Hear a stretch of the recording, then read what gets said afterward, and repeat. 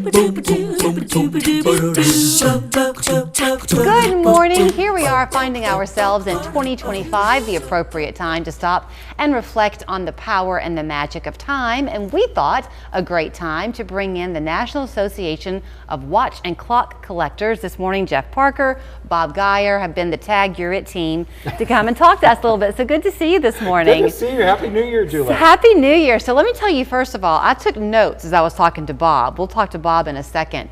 But you were going to learn a lot as the three of us talk this morning. But I want to begin with the wow factor. Can I, Jeff? Sure, absolutely. First of all, I'll let you talk about what you do at the NAWCC. But I want to get to this little watch that you brought. Absolutely, yeah. This, since we're talking about Father Time and New Year today, this is an actual Elgin Father Time pocket watch. Wow. And it doesn't look like much holding it, but this baby is a little over 100 years old, and it's extremely accurate. It's accurate down to just a few seconds. It's very close to that. When you say a Father Time, is that what it's known as? Yes, it's the name of this particular watch. It's actually engraved on the movement or the engine of the watch. Okay. So it was made because it wanted to... Can I hold it? Yeah, absolutely. It was made because it's designed to celebrate Father Time, and particularly in the new year, and because that has significance for this particular watch company and this watch. It is stunningly beautiful. I mean, Thank when you really look at it, even the hands are a color. Yeah, the blue steel. Yeah. It's rare? It's what I would call medium rare. Okay. There are not a lot of them, and certainly not a lot in that condition at this point. But it's a very nice watch, and it's a very high-end watch, and it's very respected. I know y'all have some conventions coming up as we get into the summer. People go to your website to learn more. Is the main mission to educate?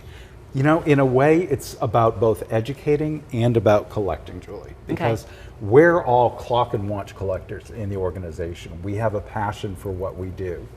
And it's also about celebrating that passion and trying to get better collections or give away part of our collections. It's a lot about different things, but so much of it is about learning. We have a big bulletin that comes out monthly and all sorts of things. So a lot of it's education, but it's mostly about the passion of learning and collecting. Well, I got my education this morning, and I'm just getting started. So Bob sat down with me and I said, okay, so talk to me a little bit about what you have planned. And the lecture began. So grab your pen and paper and watch closely at his slide presentation this morning, because Bob, what you're going to talk about is kind of the evolution, is that right? That's correct. Of Father Time. I'll let you have the floor. Okay. All right, so Father Time makes his first appearance as Kronos about 3000 BC in Greek mythology. He's the son of the primal gods, the sky, who is Uranus, and the planet Earth, who is Gaia. He is the youngest of a dozen of 12 titans, and he's the most powerful, and he is the god of time. He is forewarned by his mother, Gaia, that his offspring will eventually overthrow him. So as he and his consort Rhea, another titan, have children, he consumes them. And the last of his children is Zeus, and he is deceived by Rhea, and Zeus goes to Mount Olympus, eventually grows up and overthrows him. To Tartarus is where the Titans end up. His sisters and brothers who were consumed, they actually, since they're immortal, they survive, and in the stomach of Cronus, and then they reign with the new generation of gods on Mount Olympus. Okay, so that's the Greek. Then the Romans have their turn, is that right? Yeah, that's correct. So the picture that you just saw, the period art depicts Cronus as a young god in his prime with an hourglass, typically. Then in the Greek, in the second slide, shows him as he is appropriated by the Romans to become one of the Roman gods. He is Saturn, and he acquires new responsibilities. He's also the god of harvest, the god of time, and the god of harvest in Roman mythology. So he teaches the Romans how to garden and how to tend to crops. And he now is pictured with a scythe, because that's what he does. He gardens, he harvests time. And at the end of the calendar year in December is the Roman festival of Saturn, and so now he's associated with the end of the year.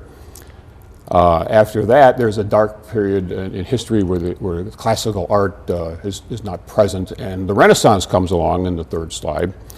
And here, he's up to his old ways with children, and the scythe, and He's still harvesting. yeah, he's still harvesting, correct.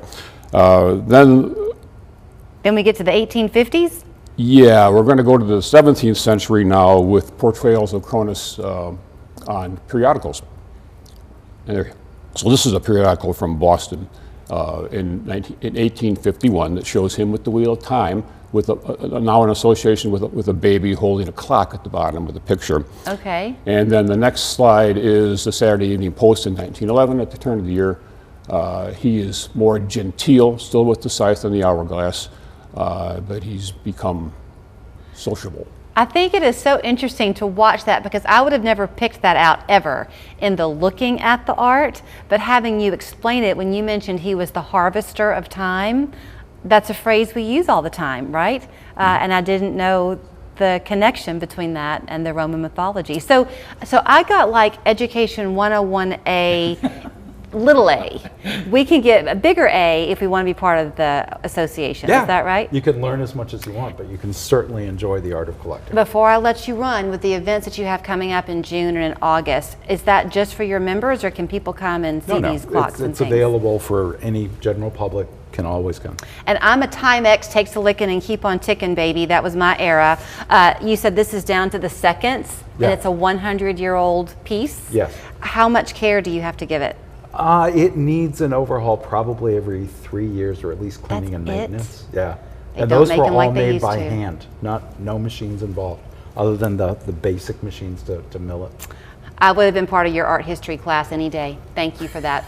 Thanks, Julie. NAWCC.org is their website now. You can entertain your kids over supper. You know the story of Father Time. No deal. What show did you win? I'm a survivor.